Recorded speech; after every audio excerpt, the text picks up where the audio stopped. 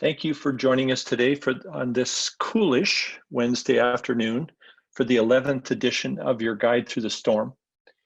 It is Wednesday, June 24th. I'm Bob Simpson, your host for this series of webinars.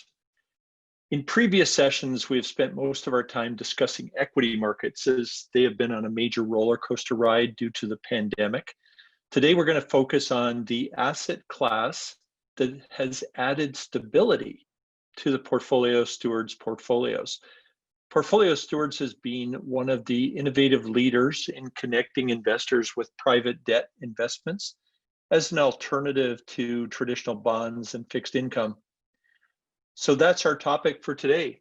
But before we dive in, let's check in on today's panelists. Small group today, no special guests. I'm joined by Paul Tyers, Managing Director at Wealth Stewards. Now, just as a reminder that if you wish to view a recording, each of these sessions is recorded and they are posted at portfoliostewards.ca. Simply scroll to the bottom of the page and you'll see, are you looking for a guide through the storm? Click here and all the recordings are there for you to view at your convenience. Also, if you have a question, down at the bottom of your Zoom control panel, if you just look down there, you'll see a Q&A. If you have a question, just simply type your question in. We love everybody to ask us questions here. The more interactive the session, the better it is. So just click the Q&A and we'll be glad to address whatever questions you pose to us. So tracking the storm. Here's a bit of an update. We've shown you this slide and we have simply updated it every week since the storm began on February 20th due to the pandemic.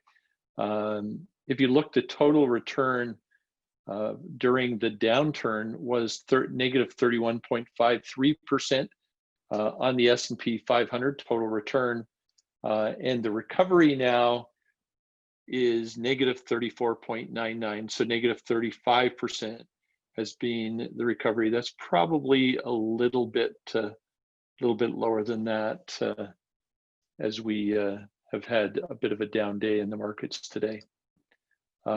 As we look at portfolios, going back to the worst part of the storm, you can see over on the right-hand side that the moderate conservative portfolio was down a little over 8.5%.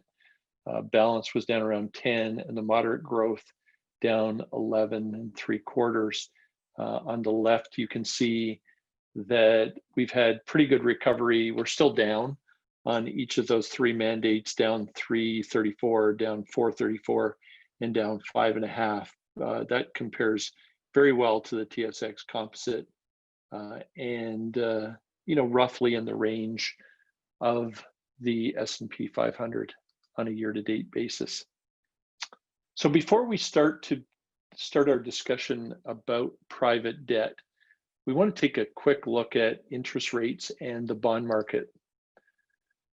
So for 40 years or more, portfolio managers have used a combination of equities and fixed income to help to manage the portfolio risk. Now, more aggressive portfolios were 75 to 80% equities and 20 to 25% bonds, and the more conservative portfolios were more in the range of 20 to 25% equities and 75 to 80% in bonds. Equities and bonds are considered to be non-correlated. That is, when stocks decline, interest rates decline to help. The government tends, in a bad market like we've had, they dramatically drop interest rates. And when interest rates drop, bond markets or bond prices rise. So rising bond prices and falling stock prices, bonds tend to be a bit of a parachute for the portfolio as equities go through difficult periods. The problem with the 80-20 portfolios and the 60-40 portfolios is that now, and this is a chart up here that shows that going back into the 1990s, that rates have dropped from 9%. And we all remember when they were 15 and 16% back in the early 80s, but they've dropped now to 0.53%. So there's not a whole lot of room for rates to drop any further. And that is a problem for bondholders. It's been a good thing for bondholders as we've had this decline, but now that rates are down at almost zero, it poses a problem for bondholders. So one of the things that really confuses investors is you can see that I've highlighted the 1-year return on a benchmark 10-year bond. And you can see that it's 7.79% over the last year. Now, many investors look at that and they say, so that's a pretty good investment, 7.79%. I'd take that. And 3-year returns of 475 or 413 or 445 for 10-year, that looks pretty good. But we have to remember that as rates decline, you get those kind of returns. When rates are low, it's much more difficult for a portfolio manager to generate returns with bonds.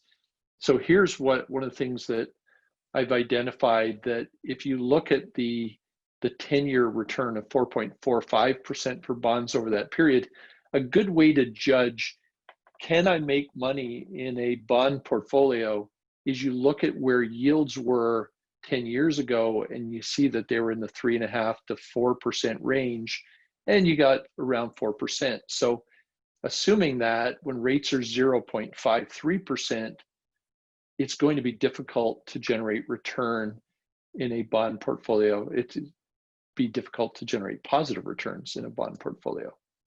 Now, looking at a typical bond fund, you see that it's very much the same chart with rates. Well, it is the same chart, but if you look at the 5-year returns, 4.23% has been the 5-year return in there. So that shows you where they are. Now, bond managers, basically, there are a couple of different ways they can make money. One is that they can buy bonds when rates are falling, or they can get higher yields in the bond portfolios by shifting some of the portfolios away from the very secure government bonds into corporate bonds, and even further down the list of quality.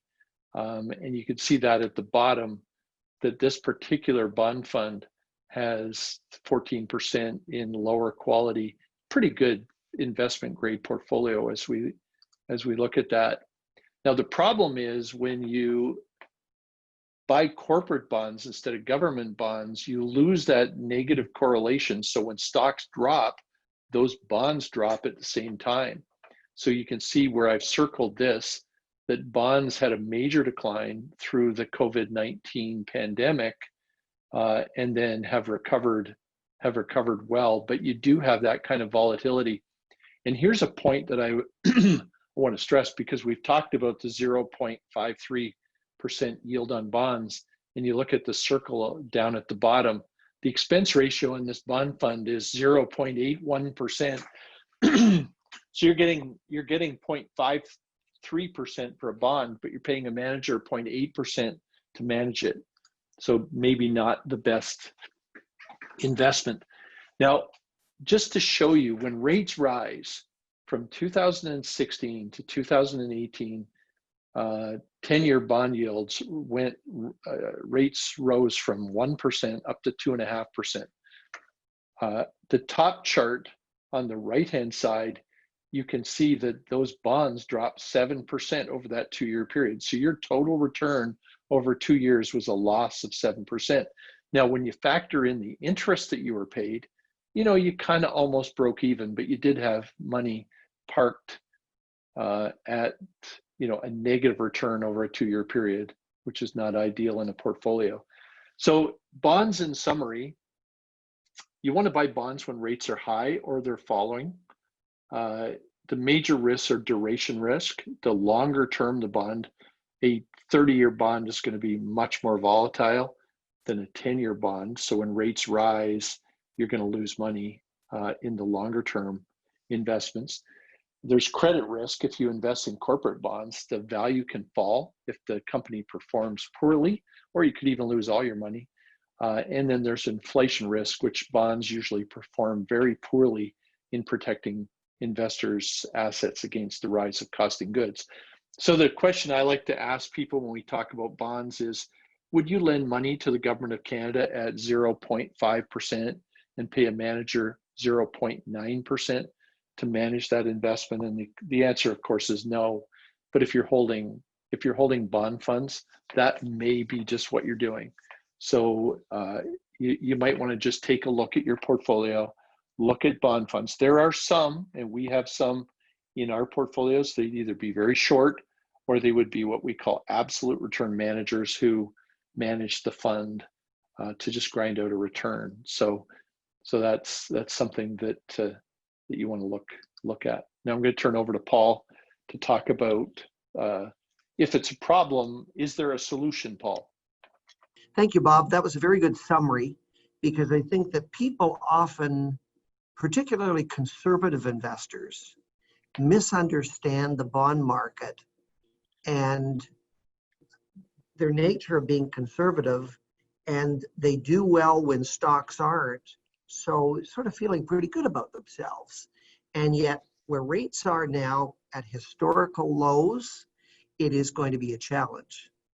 Now, starting back in around 5 years ago, back when we thought the rates wouldn't go much lower, and at the time the bond yields were in the neighborhood of 3%, we started looking and said, look, we need to have a permanent solution so that we're not affected by rates that are currently low going up. Little did we realize that they would go that much lower given COVID, and not just that, some of the overall competitive factors around the world.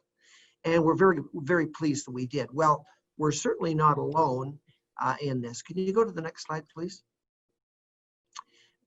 So why private debt and other alternatives in a portfolio? Well, the point on the top left, greater diversification. You know, when people talk about the markets, often they're talking about the equity markets or the bond markets.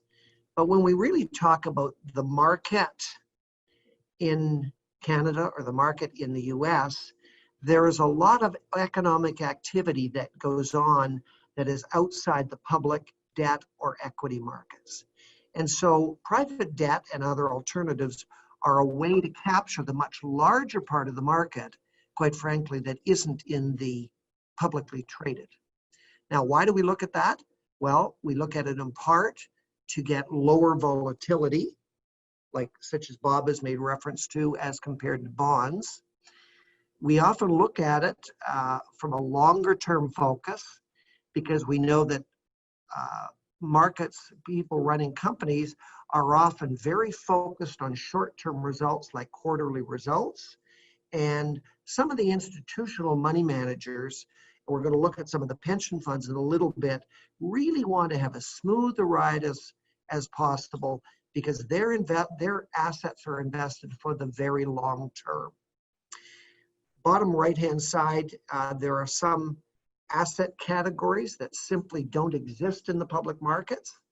And so an example of that would be owning part of a forest that's growing. There's some economic growth going on there, but that's not something that lends itself to the public markets. But that would be an asset category. Next slide, please. So let's have a look at what, let's call it, some of the smart money does.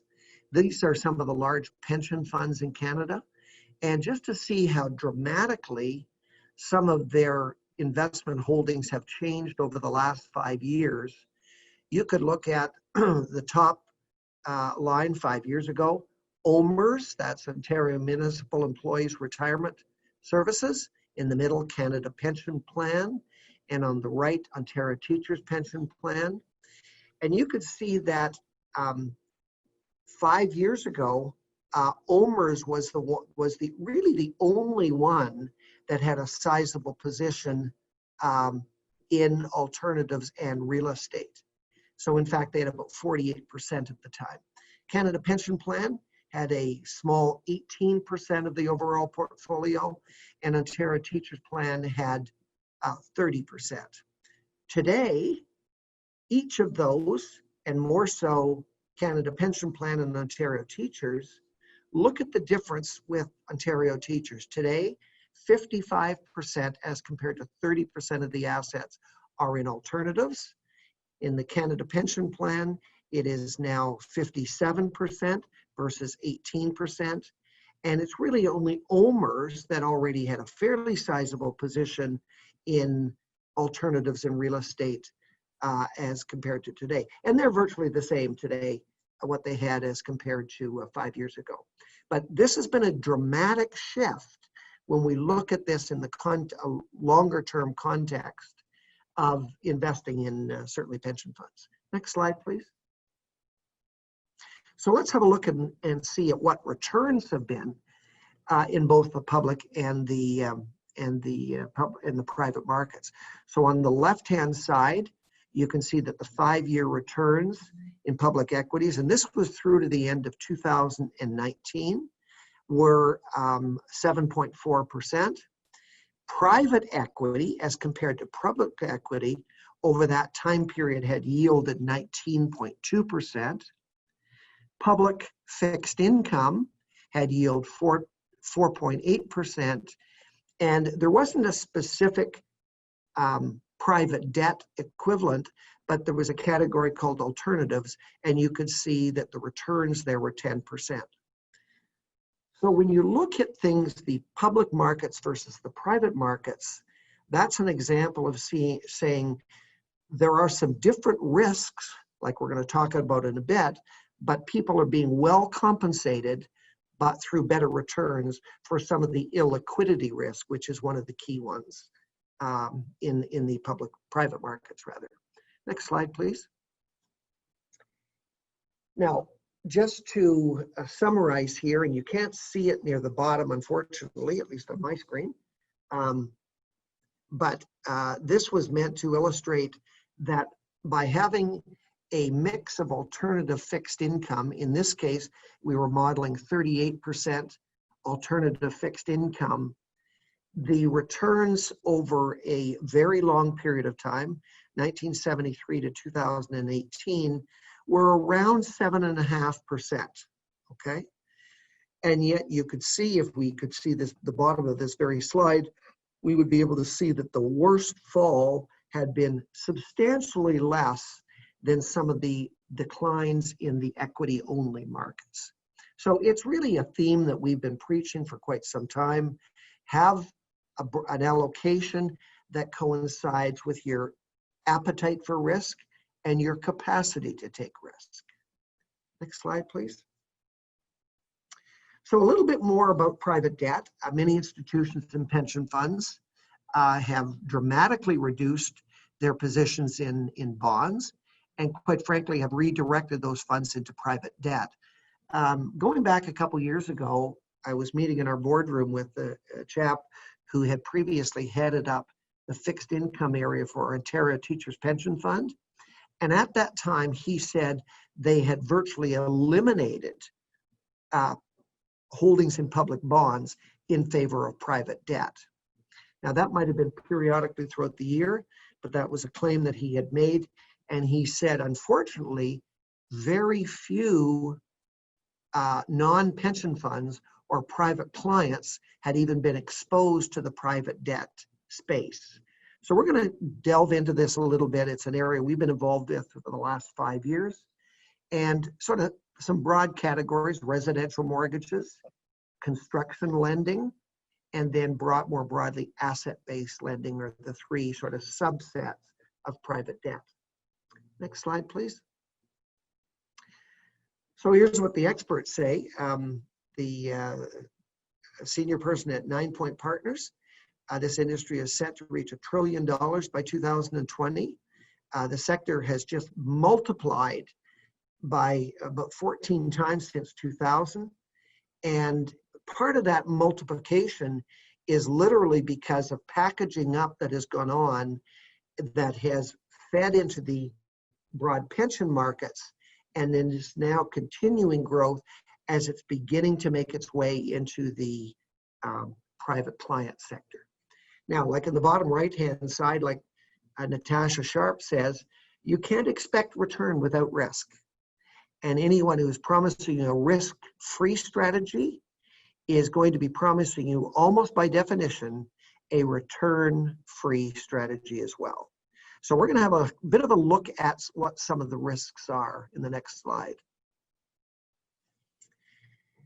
So one of the biggest areas, quite frankly, is liquidity risk.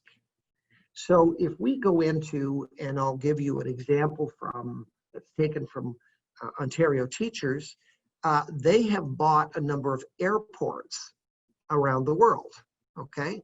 And they've done quite well. They've brought bridges as well, because they pay a price at the time based on the cash flow that it's kicking off. But let's face it, they're counting on having more volume as time goes along.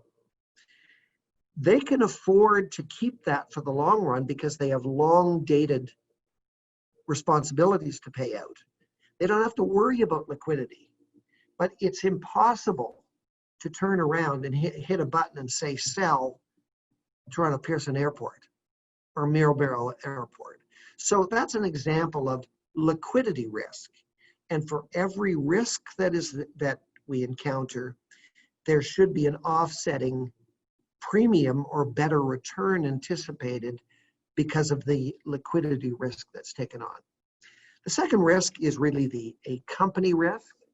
So if we were to go into a smaller company, and let's say the example that comes to mind is Tim Hortons. Obviously, Tim Hortons has many locations. Was a public company until it got bought out, but and use that as an example.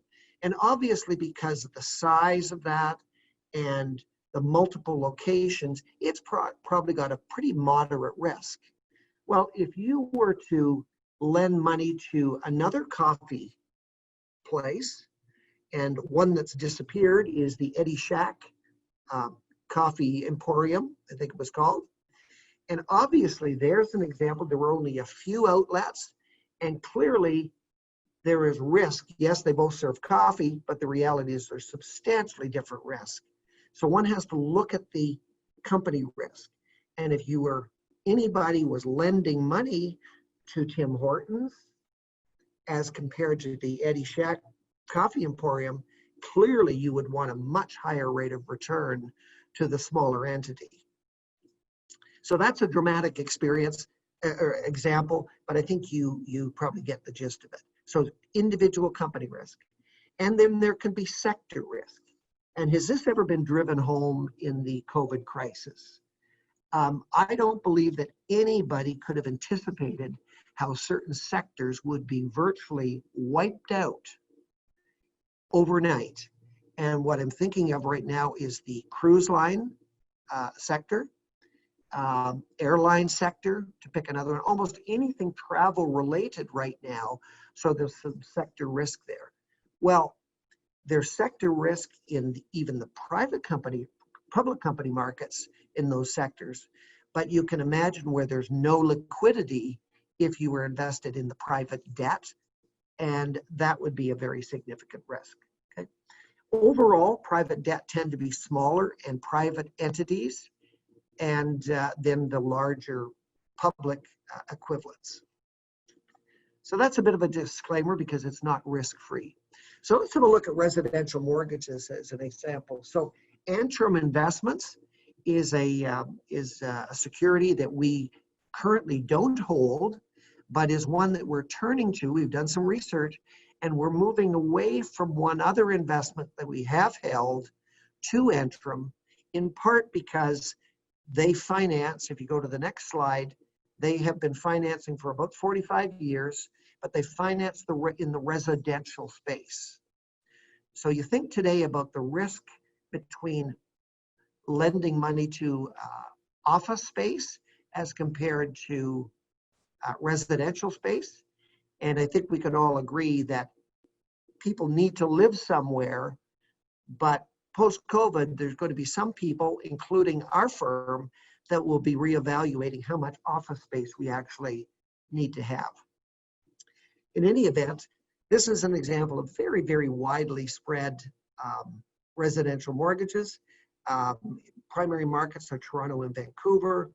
The mortgage terms are 1 year. And so there are 1,700 mortgages, lots of diversification. And the average duration, because at any time you go into a fund, you're partway through the mortgages that are in place, and it only has a 7-month duration. Lots of turnover in mortgages as they come due, and therefore plenty of cash flow. And the important point really at the bottom is a very, very low default rate. And default rate doesn't actually mean they never collect the money. They may have to work it out with the borrower for a period of time. Next slide. So why would we look at the Antrim Mortgage Fund as compared to what we see here? And the Antrim Mortgage Fund is the blue line. We can see since the end of 2016 through to really the end of April, you can see that's a fairly straight line because it's made up of so many fixed rate mortgages that there's very, very little volatility. Compare that to the brown line, and that is the public bond market. So as an alternative, you can see most people would prefer not that just that the blue line is higher than the brown line at the end, but it's been a much smoother ride. Next slide. We want to look at another example, and going back about 4 weeks, we actually had the CEO of Cortland Credit on our webinar. But this is an example of short-term lending to typically investment-grade companies, and some of the companies are actually public, but the purpose of these loans is to lend them money for short-term purposes. And so people often, companies that deal with governments, typically find that their receivables get stretched out a lot. So Cortland comes in and they will lend the money, take over the receivable, and give the company the money back who can deploy it better. If you go to the end, the average term is only 45 days before that particular loan has run out and the receivables been collected. Next slide, please. What we like here is a very smooth ride, and Cortland Credit over the 3-year time period approximately we're looking at has had, you can see the gray line, a smooth ride as compared to, like we looked at earlier, the bond market. And at the end of the day, it's turned out to give about a 5.5% return. Now, where that's important is really Bob's point earlier of saying now that the bond market is down at 0.53, if there weren't any change in yields, that's the return somebody would get, less the management fee of the fund. Whereas the Cortland Credit Fund is after Cortland's management fees, and will continue on a smooth ride because they're putting new money out actually at 7 or 8%, plus their management fee is giving that 5%. Now, one of the outcomes of the COVID crisis is that there's more demand for private credit. And in a meeting with Cortland, they believe that actually their returns will go up just a little bit because there is more demand for capital and fewer people to provide the capital. Next slide. Construction lending, another area. So in Canada, we take for granted that when you see a new condo going up and you see a sign outside of it saying who the funder is, that this is very commonplace and easy construction borrowing for the developer. Well, it is in the Canadian market because of the size of our banks, but it isn't in large parts of the US market. So for about the last 6 years, we have invested in a institutional pool with Trez Capital, and they provide construction mortgage financing, predominantly in the Texas, Georgia, and Florida markets. Texas is where they've been the longest and the largest, and then they went over to the Atlanta market largely, and then Florida. And the security for the properties are typically a first charge on the property, a mortgage document that has been secured against the property that is under development. The objective here is to preserve capital and while generating attractive rate of return. Next slide. And this has been an excellent fund that we've dealt with. It's provided an overall return over the last 6 years that we've been involved in the neighborhood of 7.5% to 8%. And we're quite pleased, and you can see that relative to the bond market. Now, I want to address liquidity risk, and because this is a poignant example of that. During COVID, Trez, in an effort to protect the interests of the investors, they gated this fund. And that meant nobody for a period of time could exit the fund and nobody could enter the fund. It was the trustees decided, they weren't alone, other similar companies did this, but they decided this was in the best interest of the investments, of the investors. As we're coming around to July 15th, it looks quite likely that that gating is going to be lifted a little bit because there's stability now, and those people who need to exit the Trez Yield Fund will be able to get out, and some new money will be allowed to come in. But the main point is, look at how smooth a ride that is as compared to the public bond market. Next. Now we want to just talk about another investment that we've used, and that's called Quest. And this is started off, it's shifted a little bit. I think it's been about 5 years that we've been investing with Quest. And it started off by them funding movies that were being produced, but the equity that they took was the government credits that would be paid to the movie producer at the end. So they started off being about 24-month terms, and you could bank on the they were lending against the future receivable of the government tax incentives. It's morphed a little bit in the last couple of years, and now they also will lend on a royalty basis. So no risk on whether the movies are successful or not, but what they will do is they will, in the early stage, lend against these tax incentives, and then once a movie is been launched, then they will play a role and they will actually receive some royalty income. Now, think of COVID and what people have been doing when they've been quarantined at home. They've been watching a lot more things like Netflix and other online sources of content. And in a conversation with the CEO of Quest about 90 days ago, they were saying that the demand for new information, for new movies and so on, was really spiking. And they were going to see, they felt very strongly that they were going to see an increase in demand for funding, and they participate in that funding. Now, we probably won't see the results of that till from about 3 to 6 months out, but I think it all makes sense to us that we're starting to see people watch more movies on Netflix and the like. Next slide. Once again, you can see that smooth ride as compared to the public bond markets. Next.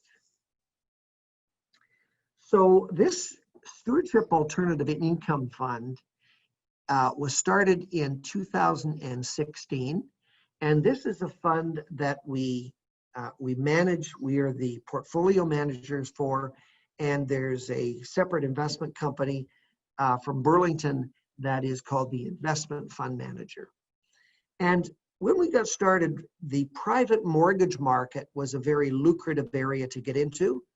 We started off by doing mortgages in the neighborhood of 9 and 10%.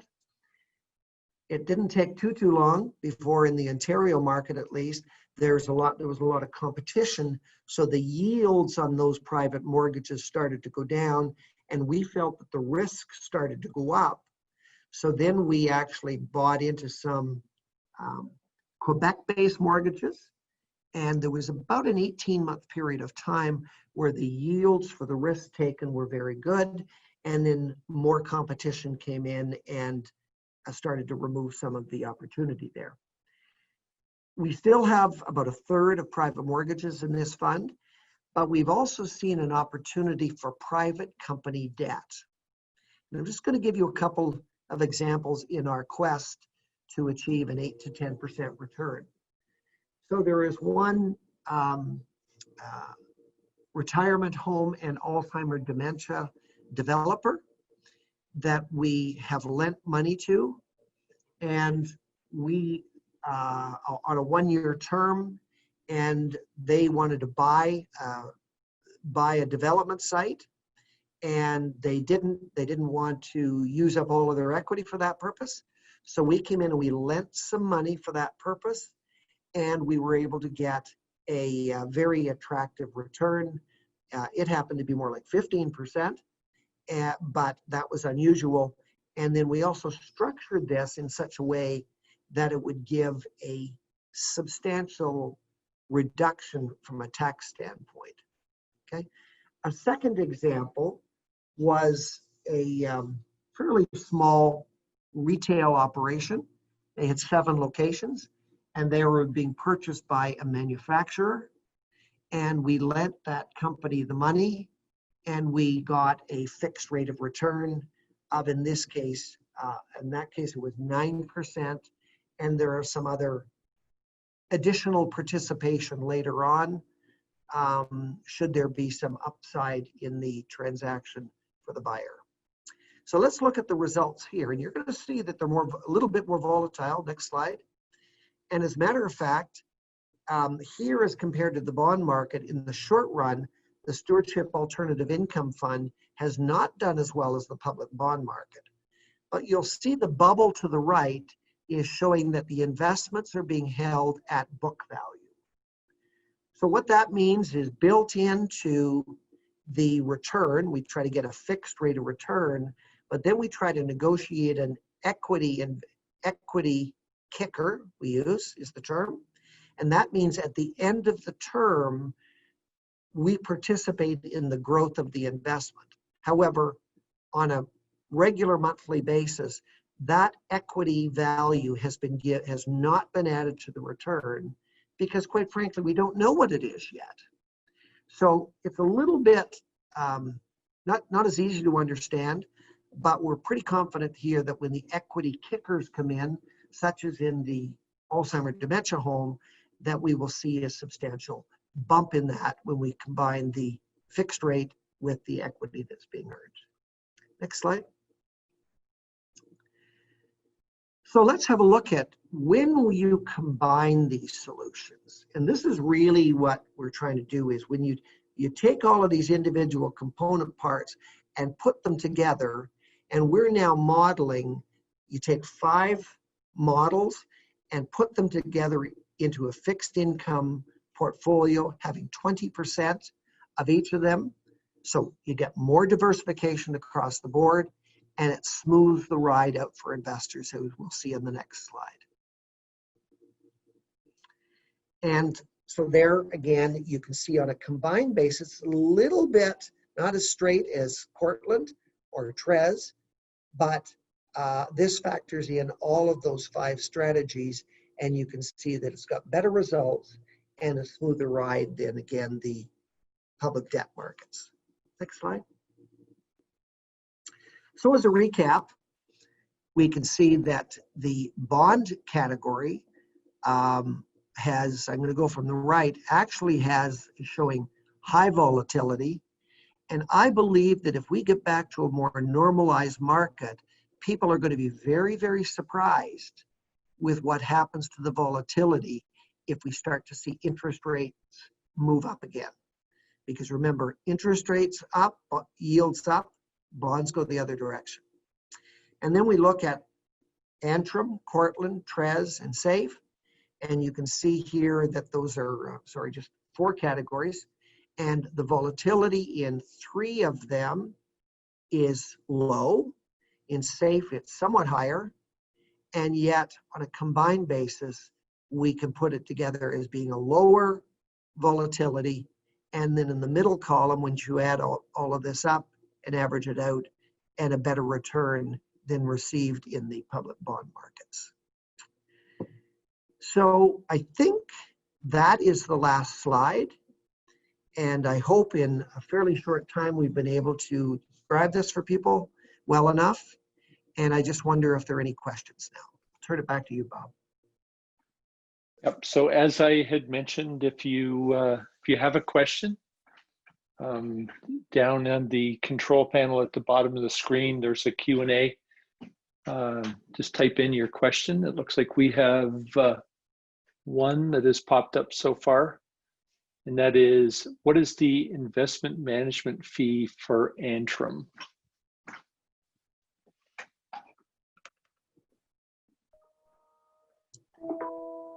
Okay, let me get back. It is one that I, rather than quoting you a number, will take your information and get back to you. As I mentioned, it's a new one, and I just don't have that at my fingertips. Second question is, when you talk about liquidity risk for the individual, isn't that simply addressed by investing only amount of each investor's that has high confidence level that you will not need until the expected maturity? Paul, do you want to take that? Yes. I mean, really liquidity risk, as really this question is implying, liquidity risk is, when do I need the money? Okay. And when we're going into a pool, we have never yet had, other than the recent event with Trez that gated their fund due to highly unusual circumstances, not been able to meet somebody's liquidity when they actually need the capital. So this question really is addressing broadly, the pool is made up of different investments that you can't trade on the market and say, what's the price right now, and let's sell it and settle in 3 days. The reality is you can only sell it when there's a buyer available and a negotiated price. But really, to the point here, is what's much more important is having the cash when you need the cash. And because of the pooled nature, that can generally be, this risk can be mitigated dramatically by having some cash available to be able to cash them out. Okay, so if we don't have any additional questions, then thank you very much for joining us on your guide through the storm. The next session, we're switching this to Thursdays. We moved this to Wednesday this week just because we had a conflict on Thursday. But the plan is to, in 2 weeks, Thursday will be the next guide to the storm. So thank you very much for joining us today, and your questions, and we'll see you all in a couple of weeks. Thank you, Bob.